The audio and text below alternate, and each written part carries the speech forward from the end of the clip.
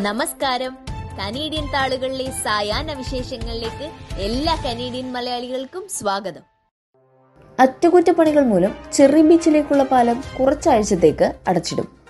ടൊറന്റോയിലെ പോർട്ട്ലാൻഡ്സിലെ cherry ബീച്ചിലേക്കും മറ്റു സ്ഥലങ്ങളിലേക്കും പോകുന്ന ചെറി സ്ട്രീറ്റിലെ പ്രധാന പാലം അടച്ചിടുന്നതിനാൽ കുറച്ചധികം ദിവസത്തേക്ക് അങ്ങോട്ടേക്കുള്ള ഗതാഗതം തടസ്സപ്പെടുമെന്ന് അധികൃതർ അറിയിച്ചു. 92 വർഷം പഴക്കമുള്ള പാലത്തിന് ഏപ്രിൽ അവസാനത്തോടെയാണ് കേടുപാടുകൾ സംഭവിച്ചതായി അറിയുന്നത്. കേടുപാടുകൾ നീക്കാൻ കുറച്ചു ദിവസത്തേക്കാണ് പാലം അടച്ചിടാൻ ഉദ്ദേശിച്ചെങ്കിലും അറ്റകുറ്റപ്പണികൾ അധികമുള്ളതുകൊണ്ട് വിദഗ്ധ എഞ്ചിനീയർമാരുടെ നിർദ്ദേശാനുസരണം പണിയുടെ കാലയളവ് നീളുകയായിരുന്നു.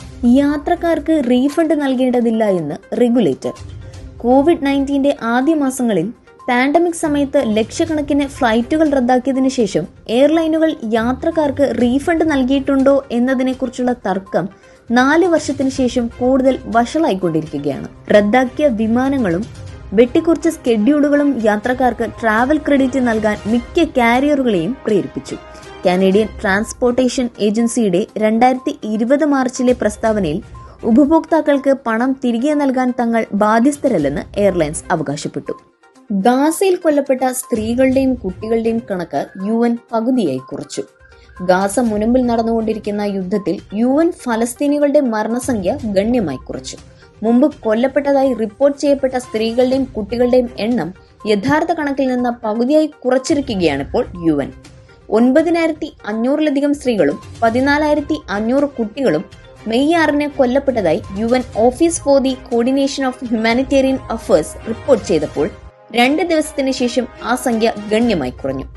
ഇന്ന് 5000-ൽ താഴെ സ്ത്രീകളും 8,000 കുട്ടികളും ഇപ്പോൾ UN ഔദ്യോഗികമായി കൊല്ലപ്പെട്ടവരുടെ പട്ടികയിൽ ഉൾപ്പെടുത്തിയിട്ടുണ്ട്.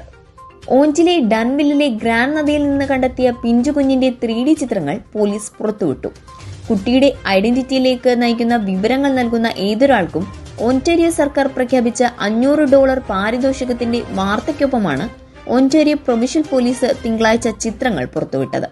2022 മെയ് 17 ബോട്ടിൽ മത്സ്യബന്ധനം നടത്തുന്ന 2 വ്യക്തികളാണ് കുട്ടിയുടെ മൃതദേഹാവശിഷ്ടങ്ങൾ കണ്ടെത്തിയത്.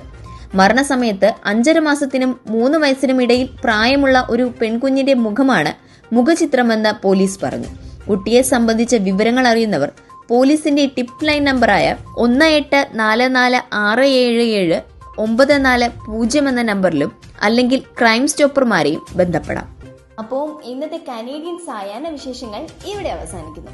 ഇത് നിങ്ങളിലേക്ക് എത്തിച്ചത് Polaris dental, Brampton, Latha Menon, barrister solicitor of Menon law professional corporation, Kerala curry house, Mississauga, Joju Augustine real estate broker, കണ്ണൂർക്കാരന്റെ തൊട്ടുകട, ഡ്യൂപോൺ സ്ട്രീറ്റ്, ടൊറന്റോ. എല്ലാവർക്കും നല്ലൊരു സായാഹ്നം നേർന്നുകൊണ്ട് കനേഡിയൻ താളുകൾക്ക് വേണ്ടി ഗാഥാ പ്രകാശ്.